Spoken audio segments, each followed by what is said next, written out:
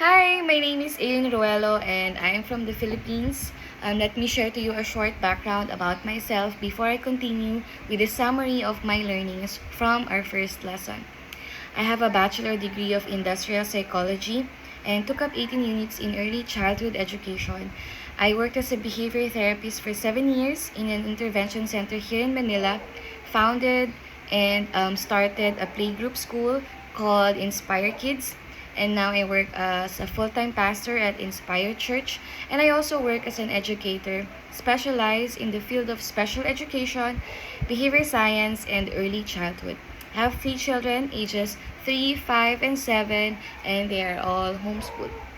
I've been wanting to take up my master's in early childhood education, but I have no time and no resources yet, and so I searched online and found this Coursera, and I'd like to do it to further my knowledge about what I love to do as an educator and as a mom of 3.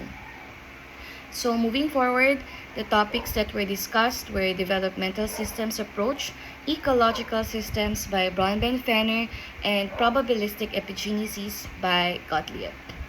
So from these, I learned that development itself is complex. There are no defined facts about it. It's a topic that is heavily debated, and development is viewed by principles, and because of its course and nature, predetermined and preformationist view of development is difficult to stand to alone. Developmental systems approach has now paved the way beginning mid-20th century, and it argues the nature versus nurture view. It is now more acceptable to see it as nature and nurture. They intertwined and shaped development together along with other factors. Developmental system approach gives us a new perspective that development can be influenced. Development of an individual varies in genes and context, and that it can't be predetermined but can be shaped. 2 major theories that supports developmental systems approach are the Ecological Systems by Bronbenfenner and Probabilistic Epigenesis Theory by Gottlieb. One of the most accepted theory regarding influence of social environment on human development is the ecological systems. It focuses on the quality and context of child's environment. Here, Bronbenfenner defines it to 5 systems. The first system is called the Microsystem. Microsystem talks about the immediate people and environment that directly influence the child.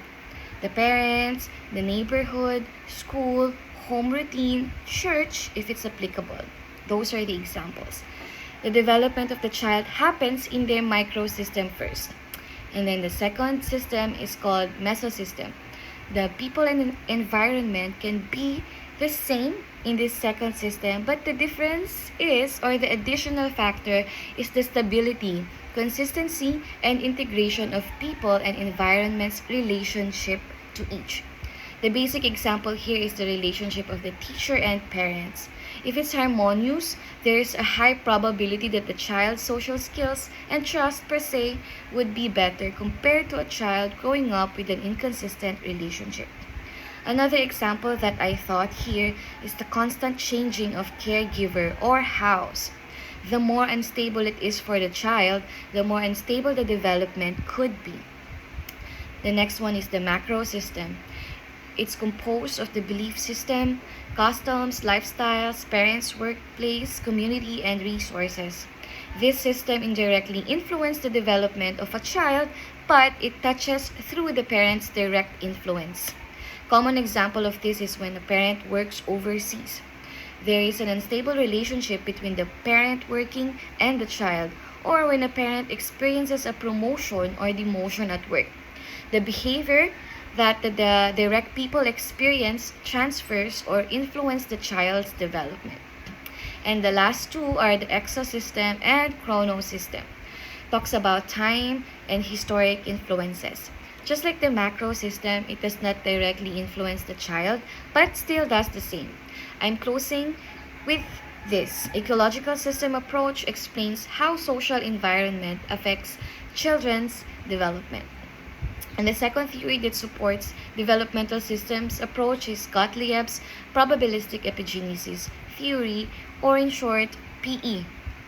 In the first theory, we talked about the outside factor, and now let's dig in the factors that influence development within. I did my thorough readings on this to understand more and to conclude my learning. From my readings, I learned that heredity may influence one's development, but environment in turn also influences the developmental effects of one's genetics. Genetic is shaped by neural, behavioral, social, physical, and cultural, and these dynamics are bidirectional, meaning to say they can transmit data in both directions but not at the same time. Genetic influence by these five dynamics starts to operate before they completely mature. It's amazing. And these learnings are so new to me and makes me more knowledgeable and confident in what I do when it comes to creating program, early interventions to my students, and how I interact and teach my children. I am also very much interested in this theory.